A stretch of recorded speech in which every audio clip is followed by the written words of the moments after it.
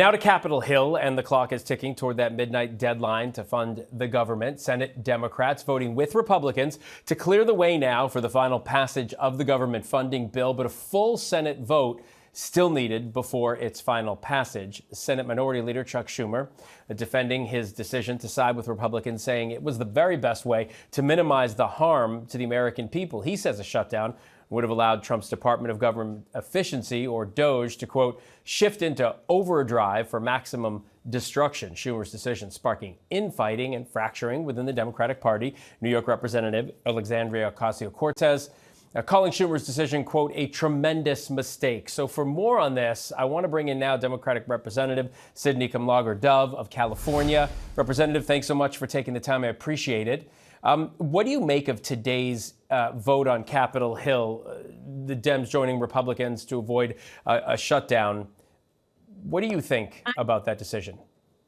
You know, I stand with my constituents. We are immensely disappointed in Senate Democrats. You know, House Democrats were relatively united and firm in our no vote.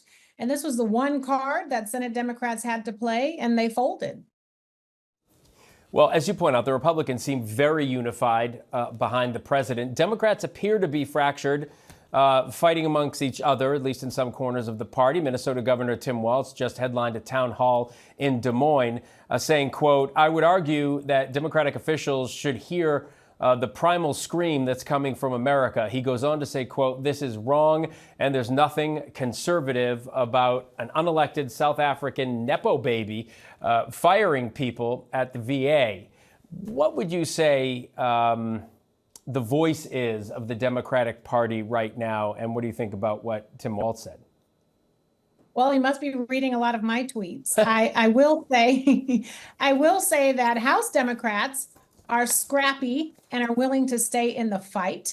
This was a new funding bill proposed by Republicans to give this president unfettered authority over spending, to allow him to create new programs, to allow him to continue to fire civil servants, and to allow him to continue to slash budgets that are really important for states and cities to survive. I don't want community clinics to close. I don't want doctors to be out of business. I don't want hospitals to be closed, you know, because folks who need Medicaid and folks who don't go to the same hospital. And this was Democrats' opportunity to stand up and fight for the American people. House Democrats did it. I think we're all waiting to see what more Senate Democrats are going to say.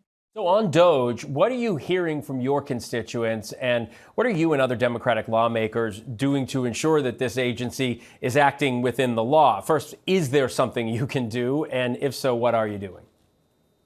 Dodgy DOGE is what I call it, because no one really knows what this thing is. We keep talking about greater efficiencies and everyone wants it, but you have an unelected bureaucrat sleeping in government offices with some of his cronies. One of them is actually named Big Balls. They are trying to buy washers and dryers and put them in departments where they're squatting, and they're going after our data.